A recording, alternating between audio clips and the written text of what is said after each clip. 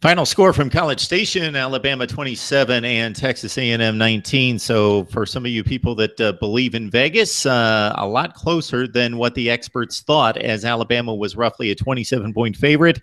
Got out to the kind of lead that we expected in the third quarter once they slugged it out in the first half, broke out to a 24-3 advantage, then held on for the victory against A&M. The Tide now 6-0. We bring in Stephen M. Smith for some instant analysis. You can join Stephen on his show, The Way It Is, Fox 97.9, Monday through Friday, 2 to 4 Central Time. Stephen, all right, let's break this thing down because it got a little bit interesting. I'm not saying anyone was sweating bullets out there, but it got intriguing in the fourth quarter once Texas A&M found some soft spots in the Alabama defense.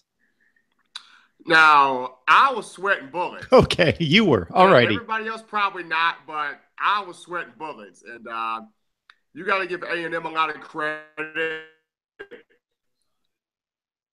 Especially, he reminds a lot of people of Johnny Manziel, and also Joshua Dobbs was able to extend the play, find guys open downfield. A&M didn't really do much on the ground running-wise, but him passing the football was able to extend some plays.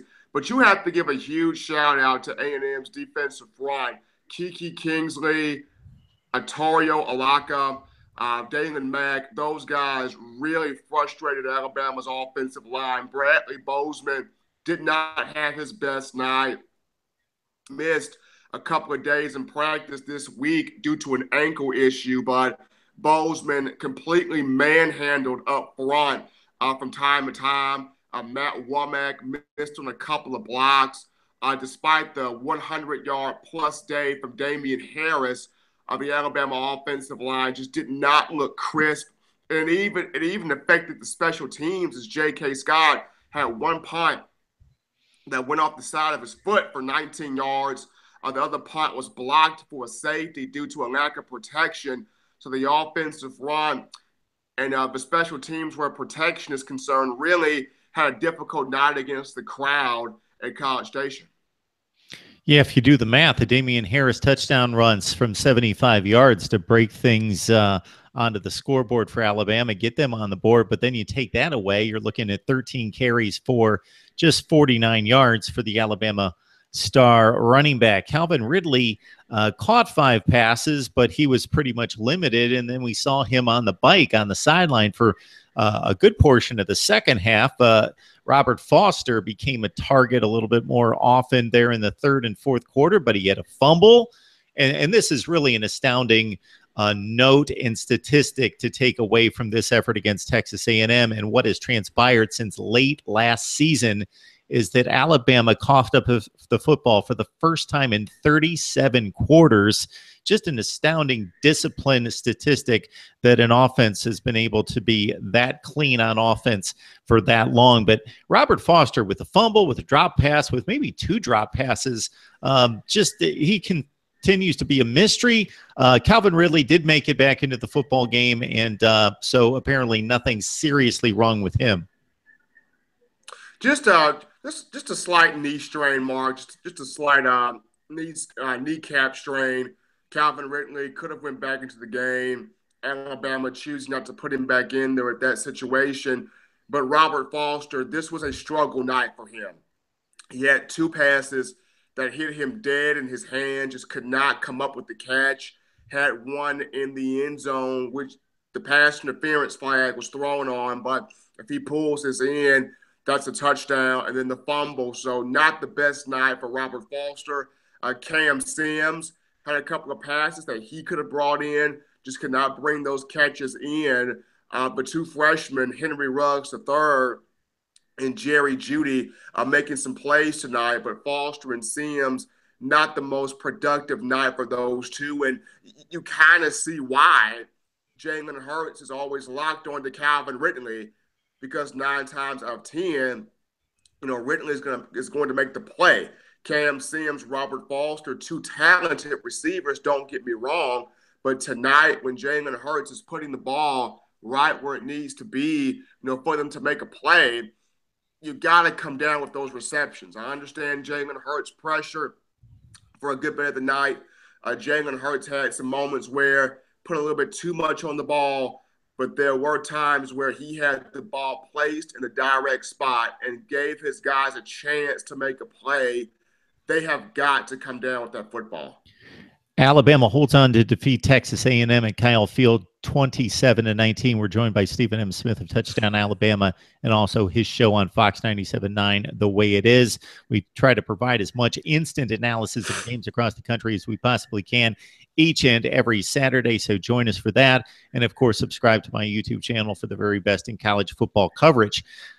You would think, based on your analysis of the offensive line issues and what was Texas A&M able to do to penetrate and wreak havoc along that offensive front, that maybe some of the teams that are coming up on Alabama's schedule, unlike previous seasons when the SEC West was a little bit more daunting, especially from the likes of LSU, it's probably not going to be until the Iron Bowl that a defensive front with the type of ability that can really challenge Alabama could be really seriously studying this game tape to see what they could do against Alabama's offensive line. And not just teams like Auburn, Mark. You look at Arkansas, what they can do, because Arkansas has Alabama next week for the Crimson Tide's homecoming matchup. So you look at LSU, you look at Arkansas, you look at Auburn, Alabama still having to play Mississippi State on the road, and State has a dynamic player in Jeffrey Simmons at that defensive end position. So there's going to be quite a few teams that will look at this tape from this game and wonder, how can we, with our personnel, get the same type of pressure to Jalen Hurts, affect the offensive line, throw the timing off, so forth and so on. But Alabama, two critical field goals from Andy Papanastis. He stepped up today on special teams, making two kicks. Minkah Fitzpatrick with an interception late in the game, and, of course, recovering the onside kick. You have to tip your cap off to Isaiah Buggs and Raekwon Davis. Those two play tremendously well on the Tide's defensive line, filling in for Deshaun Hand, who once again missing two to three games due to a strained MCL. So there were some good performances from guys on the defensive side of the football. Just offensively, the offensive line had to play better in protecting the quarterback. And for the receivers, aside from Calvin Ridley, who's the number two guy that can emerge and show Jalen Hurts, if you get me the ball, I'm catching it. That Alabama defense just continues to be a staple. Yes, we both credit Kellen Mond, the significant improvement that this young quarterback has shown from his first pass attempts of the season at the Rose Bowl, when he had to come in relief against Nick Starkel.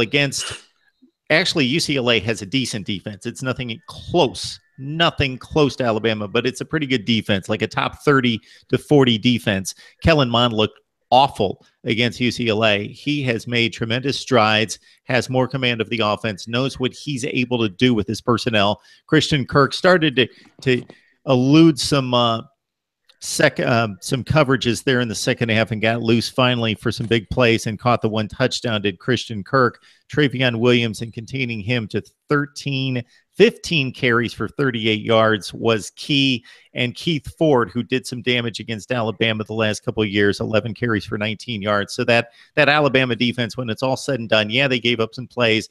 Kellen Mond was impressive. Kirk got loose a couple times and had the one touchdown on the big play across the middle. And then the one play that actually got them back into the game on the 3rd and long that he was able to catch and take down to the 1 yard line. So there were plays. You're going to give up plays. Texas A&M, they've got scholarship athletes and top 10 recruiting classes. So you're going to give up plays, but Alabama's defense still, when push comes to shove, the game's on the line, they pull you through. And it played well. I mean, Alabama forcing some turnovers when it needed to. As I mentioned, Minkah Fitzpatrick, an interception. I believe Joshua Frazier forced a fumble that was recovered by Raekwon Davis. Anthony Jennings forced a fumble on Kellen Mond as he was scrambling. And that fumble was recovered by Rashaan Evans. So Alabama defense forcing turnovers, making sure that it shuts the door and preserves that win. But most importantly, Mark, you look at what Kellen Mond did in that game, extending the play, giving his guys a chance to be successful, to make big receptions in the passing game. That kid is going to be special in the coming years. Damian Harris takes it to the house to get the Crimson Tide on the board. Alabama shoots out to a 24-3 lead in the third quarter and hang on 27-19 at Kyle Field. Arkansas is up next for the 6-0 Tide.